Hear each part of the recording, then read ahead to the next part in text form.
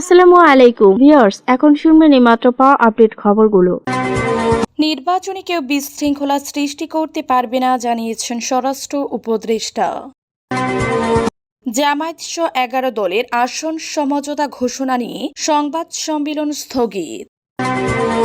ব্যবসার পরিবেশ সহজ ও আমলাতান্ত্রিক জটিলতা দূর করতে হবে জানিয়েছেন আমির খসরু। ভোটের মাঠে থাকবে 1 লাখ সেনা, নির্বাচনের আগে 4 দিন নিবিড় টহল। চবির জামায়াতপন্থী প্রশাসনের বিরুদ্ধে জালিয়াতির অভিযোগ ছাত্র দলের উপাচার্য ও সহ উপাচার্যের পদত্যাগ দাবি। চাঁপাই নবাবগঞ্জের গোমস্তাপুর সীমান্তে 17 জনকে ঠেলে পাঠিয়েছে বিএসএফ। নির্বাচনে কেউ বিশৃঙ্খলা সৃষ্টি করতে পারবে না জানিয়েছেন স্বরাষ্ট্র উপদেষ্টা। স্বরাষ্ট্র উপদেষ্টা lieutenant general of Mohammad Jahangir Alam Chowdhury বলেছেন, নির্বাচনে যারা বিশৃঙ্খলা সৃষ্টি করবে তাদের জন্য ফোর্সের সংখ্যা বাড়ানো হয়েছে। কেউ বিশৃঙ্খলা সৃষ্টি করতে পারবে না, সবাই সহযোগিতা করলে নির্বাচন শান্তিপূর্ণভাবে হয়ে যাবে। বুধবার সকালে সাতকানিয়ায় বাইতুল ইজ্জাতে বিজেপির 104তম রিক্রুট ব্যাচের প্রশিক্ষণ সমাপনী কুচকাওয়াজ শেষে সাংবাদিকদের প্রশ্নের জবাবে তিনি এসব কথা বলেন। বিজেপির ঐতিহ্যবাহী প্রশিক্ষণ প্রতিষ্ঠান border guard training centre and কলেজের বিজিটিসি অ্যান্ড সি বীর উত্তম মুজিবুর রহমান প্যানেট গ্রাউন্ডে প্রধান অতিথি হিসেবে উপস্থিত থেকে নবীন সৈনিকদের শপথ গ্রহণ ও প্রশিক্ষণ সমাপনী কুচকাওয়াজ পরিদর্শন এবং প্রতিবেদন গ্রহণ করেন lieutenant general Mohammad Jahangir Alam Chowdhury of. এ সময় স্বরাষ্ট্র মন্ত্রণালয়ের সিনিয়র সচিব নাসিমুল গনি, বিজেপি মহাপরিচালক মেজর জেনারেল মোহাম্মদ আশরাফুজ্জামান সিদ্দিকী এবং বিজিটিসি অ্যান্ড সির কমান্ডেন্ট উপস্থিত ছিলেন। সকালে স্বরাষ্ট্র ও কৃষি উপদেষ্টাকে সশস্ত্র সালাম প্রদানের মধ্যে দিয়ে নবীন সৈনিকদের শপথ গ্রহণ ও প্রশিক্ষণ সমাপনী কুচকাওয়াজ আনুষ্ঠানিকভাবে শুরু হয়। বিজেপির ইতিহাসে রেকর্ড 3000 নবীন সদস্য দেশ মাতৃকার সার্বভৌমত্ব ও অখণ্ডতা রক্ষার দীপ্ত শপথ গ্রহণ করেন।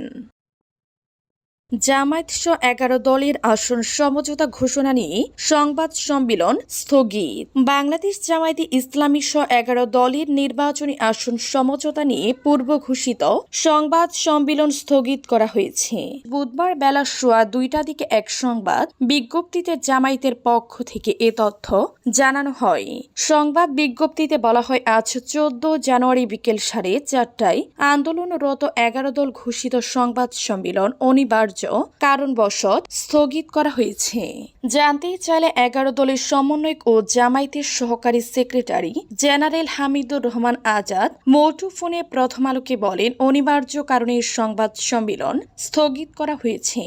এখনো কিছু প্রস্তুতি বাকি রয়েছে, পরবর্তী সময়ে সংবাদ সম্মেলনের তারিখ জানানো হবে। এর আগে বেলা 11:30টার দিকে জামায়াত সাংবাদিকদের এক আমন্ত্রণ পত্র পাঠায়।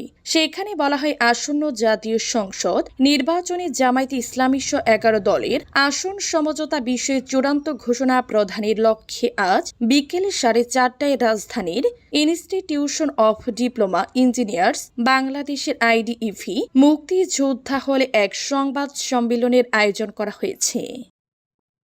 ব্যবসার পরিবেশ সহজ ও আমলাতান্ত্রিক জটিলতা দূর করতে হবে জানিয়েছেন আমির খসরু।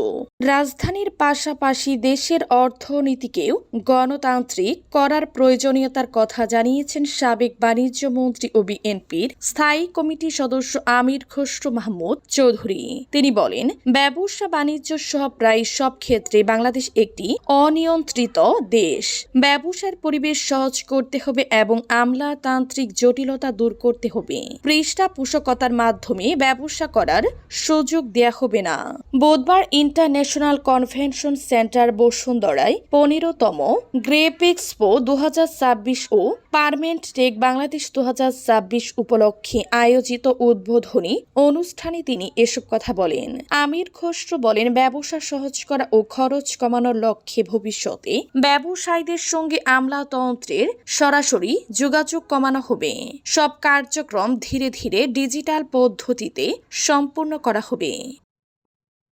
ভোটের মাঠে থাকবে 1 লাখ সেনা, নির্বাচনের আগে 4 দিন নিবিড় টহল।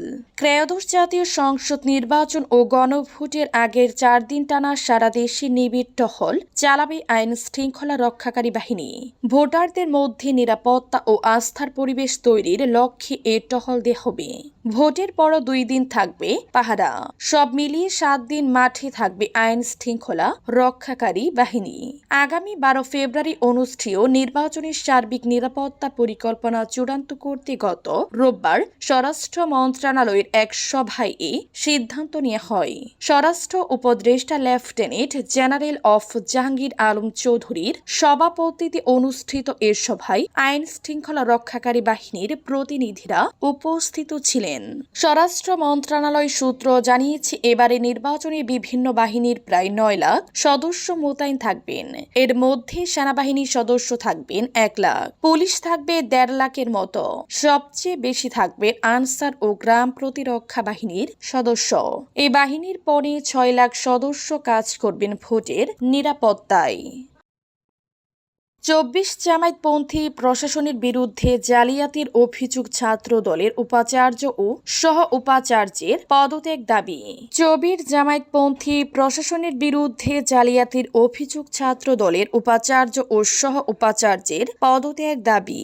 চট্টগ্রাম বিশ্ববিদ্যালয়ের চবি বর্তমান প্রশাসনকে জামায়াতপন্থী প্রশাসন আখ্যা দিয়ে জাতীয়তাবাদী ছাত্রদল বলেছে, তাদের স্বজনপ্রীতি ও নিয়োগ জালিয়াতি মূলত স্তূপ্ত ফেসিবাদী চরিত্রের এক কুৎসিত ট্রেলার মাত্র। এই স্বাধীনতা বিরোধী ও সাম্প্রদায়িক অপশক্তি রাষ্ট্রযন্ত্রের চাবিকাঠি কিংবা অন্য কোনো প্রতিষ্ঠানের নিয়ন্ত্রণ পেলে গোটা দেশকে স্বজন প্রীতির অন্ধকার গন্তব্যে নিক্ষেপ করবে।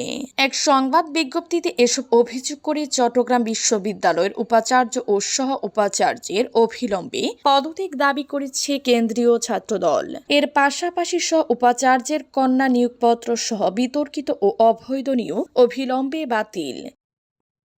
চাঁপাইনবাবগঞ্জের গোমস্তাপুর সীমান্তে 17 জনকে ঠেলে পাঠিয়েছে বিএসএফ। চাঁপাইনবাবগঞ্জের গোমস্তাপুর সীমান্ত দিয়ে নারী শিশুসহ 17 জনকে বাংলাদেশে ঠেলে পাঠিয়েছে ভারতীয় সীমান্তরক্ষী বাহিনী বিএসএফ।